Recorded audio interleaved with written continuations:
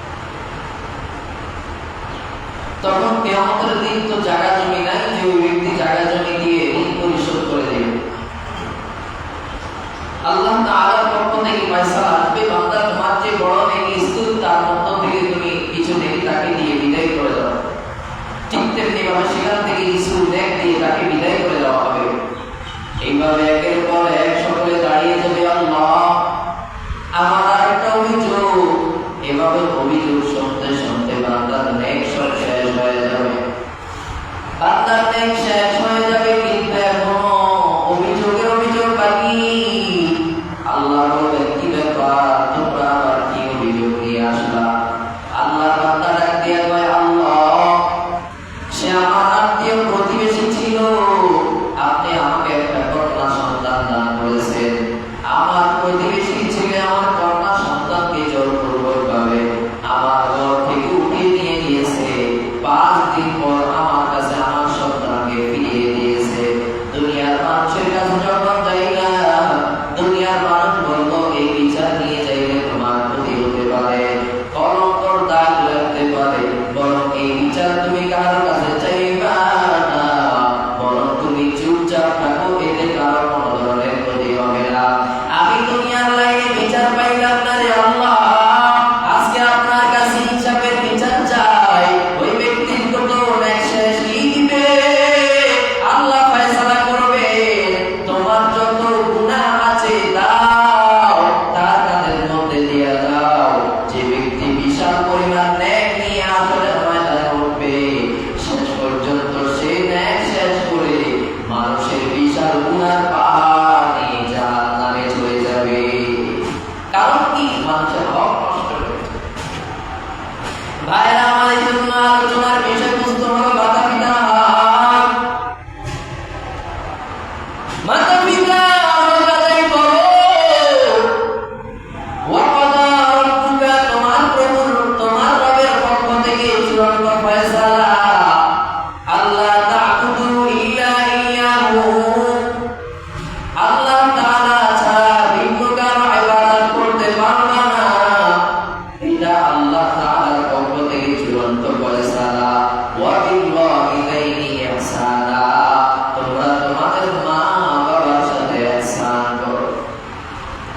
ইম্মা ইয়াবলুগান্না ইনদাকা আল-কিবারা আহাদুহুমা আও কিলাহুমা ফালা তাকুল লাহুমা উফফিন ওয়ালা তানহারহুমা ওয়া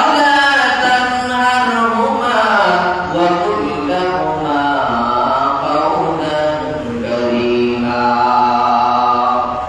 আল্লাহ তাআলা বলেন, তোমার মাতা পিতার দুইজনের কোনো একজন অথবা দুইজন যদি বার্ধক্য অবস্থায় উপনীত হয়, তখন তোমার মা বাবার অসদাচরণের কারণে তুমি বিরক্ত হয়ে মুখ বলতে পারবা না।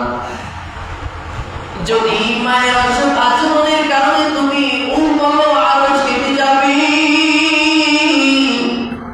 বাবার অসৎ আচরণের কারণে যদি তুমি বলো, তাহলে আল্লাহর আরশে কেঁপে যাবে সন্তান খবরদার।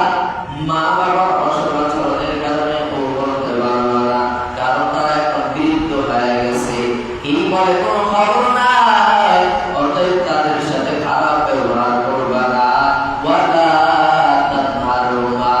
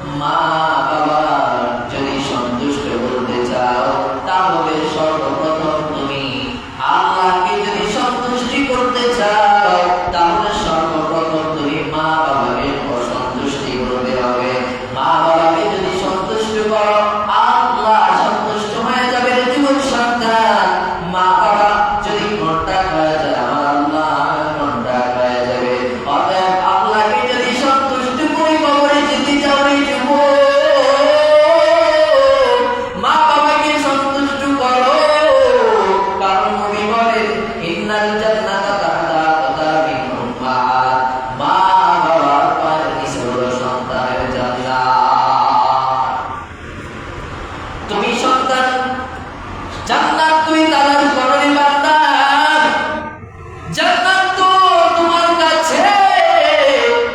কোথায় তুমি জান্নাত তালাশ করলে বান্দা? এর জীবন সন্তান মা ঘরের মধ্যে বসে আছে, বাবা ঘরের মধ্যে বসে আছে। 1 কেজি আম দিতে মনে চায়, 1 কেজি আমের কেজি মাত্র 100 টাকা। মা বাবাকে 1 কেজি আম না কিনিয়ে যদি তুমি 1 লক্ষ টাকার গরু কিনিয়া বাবার দরবারে যাও, আল্লাহর কসম 1 লক্ষ টাকার গরু তোমার জন্য জান্নাত হবে না, বরং 1000 টাকার 100 টাকার 1 কেজি আম কিনে দিলে যদি মা সন্তুষ্ট হয়, তাহলে এই 100 টাকার মধ্যেই জান্নাত পাওয়া যাবে। আরে নবীর উম্মতের দল, কত সন্তান আছে বাবার কাছে গরু নিয়ে দৌড়ায়, জান্নাত পাওয়ার জন্য বাবার কাছে গরু নিয়ে দৌড়ায়, আর বলে বাবা আপনি আমার কাবার কাবা, আপনি হলে আমার কাবার কাবা, আপনার জন্য আমি গরু নিয়ে আসলাম, দোয়া করবেন আল্লাহ যেন আমাকে জান্নাত দান করে। এই যুবক সন্তান মা বাবা যদি অসন্তুষ্ট হয়, 13 বার বাইতুল্লাহ লাব্বাইক দিলেও লাব্বাইক কবুল হবে না। এই জন্য হযরত উলামায়ে কেরাম মা বাবার কোরআন হাদিসের মধ্য থেকে মা বাবার 14টা হক বর্ণনা করেছে। তার মধ্য থেকে মা বাবা যখন জীবিত থাকে তখন 7টা হক, মা বাবা যখন দুনিয়া থেকে বিদায় নিয়ে চলে যায় তখন 7টা হক। এই 14টা হক উলামায়ে কেরাম কোরআন হাদিসের মধ্য থেকে আলোচনা করেছে। আজকে যুবক সন্তান চিন্তা করো, মা বেঁচে ছিল, অসুস্থ ছিল, কত কষ্ট করে খাবার তৈরি করে দেওয়া লাগতো। আজকে মা বিদায় হয়ে গেছে, মায়ের পায়খানা পরিষ্কার করা লাগে না, আমি বুঝি বেঁচে গেলাম। না না বান্দা, তুমি বেঁচে যাও নাই, বরং তুমি কতদিন বাঁচবা, যেদিন তুমি নিজে মারা যাইবা সেই দিন মা বাবার হক তোমার থেকে শেষ হবে। এরপরে মা বাবা জীবিত থাকলো মা বাবার হক থাকে, মা বাবা মরে গেল মা বাবার হক থাকে। মা বাবা জীবিত থাকতে যে 7টা হক, 1 নম্বর মা বাবাকে মনে প্রাণে মহব্বত করা, 2 নম্বর মা বাবাকে শ্রদ্ধা করা। মহব্বত আর শ্রদ্ধা এক জিনিস নয়। অফিসারকে কর্মচারীরা শ্রদ্ধা করে, মহব্বত নয়। সামনে আসলে আসসালামু আলাইকুম সালাম জানায়, সেলুট জানায়, শ্রদ্ধা করে।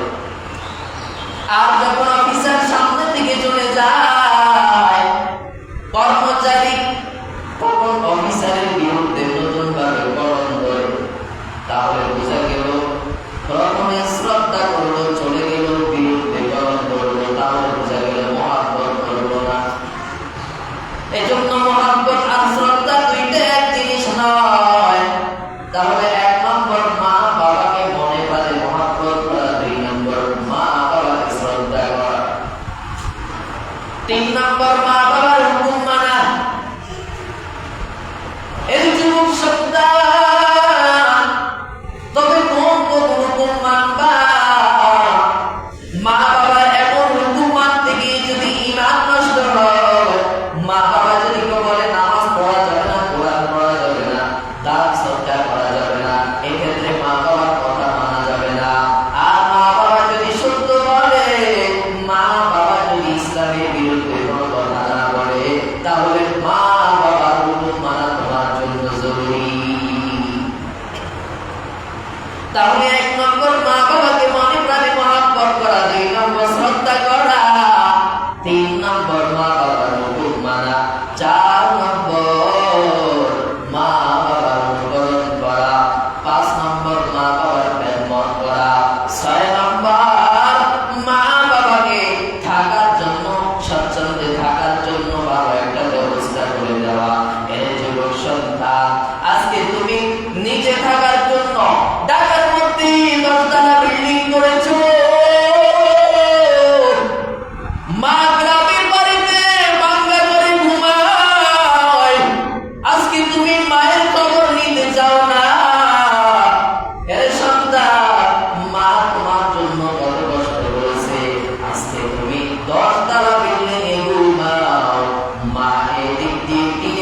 ঘরের মধ্যে ঘুমায়, রাতের বেলা টাস টাস করে পানি পড়ে, মা ঠিক মতো ঘুমাইতে পারে না। এই জন্য 6 নম্বর মা বাবাকে থাকার জন্য বাবা একটা ব্যবস্থা করে দেওয়া। 7 নম্বর মা বাবাকে বেশি বেশি দেখতে যাওয়া। আরে নবীর আশিক উম্মতের দল, মা বাবাকে বেশি বেশি দেখতে যাওয়া। আজকে তো যুবক সন্তান এমন হয়ে গেল, মাসের মধ্যে 3-4 বার শ্বশুর বাড়ি যাওয়া হয়, কিন্তু মায়ের কাছে একবারও যাওয়া হয় না। আবার প্রবাসীরা বলবে, আমরা তো অনেক দিন দূরে থাকি, তাহলে আমরা কেমনি মা বাবাকে বেশি বেশি দেখতে পারবো? তাহলে তোমার জন্য একটা শর্ত, তুমি যখন প্রবাস থেকে আসবা, তখন তোমার সর্বপ্রথম প্রথম দেখা হবে মা বাবার সাথে। অনেক সন্তান দেখা যায়, আমার কানে শোনা বাস্তব অনেক ঘটনা পাওয়া যায়, সন্তান চুপে চুপে প্রবাস থেকে আসে, বিবির সাথে দেখা করে, মায়ের কোনো খোঁজ খবর নেয় না। প্রবাসে যারা থাকবো ভালো করে শুনে নাও রে সন্তান, যখন প্রবাস থেকে আসবা সর্বপ্রথম দেখা হবে মা বাবার সাথে। আরে নবীর আশিকের দল, আমাদেরকেও তো অনেকে বলে যে হুজুর পরিবার নিয়ে থাকবে, তাহলে কেন এত বড় বড় বাড়িতে যাইতে পারে? আর মিয়া বউ কি গর্বে ধারণ করছে? মিয়া বউ লগে মায়ের তুলনা দেন? মাথায় কি কমন সেন্স আছে? তো বউ নিয়ে খায়, এরপরে তো বড় বড় বাড়িতে যাই, কি আমার মা বাপকে দেখাশোনা কে করবে? মা বাপ নাই, এরা বুঝাইতে চায় মা বাবার চাইতে বউ বেশি। বউ আছে তাহলে বাড়িতে যাইবো কেন? কিরে মা বাবা নাই বাড়িতে? বউ কি মা বাবার চাইতে বড় হয়ে গেল না? এজন্য সম্ভব হলে প্রতি মাসে একবার হলেও মা বাবাকে দেখতে যাওয়া। এটা হলো 14টা, একটা হোক। আর কিয়ামতের দিন একটা হোক যদি আদায় না করে আল্লাহর কাছে হিসাব দেওয়ার আগ পর্যন্ত জান্নাত কপালে জুটবে না। বুঝেন কিছু?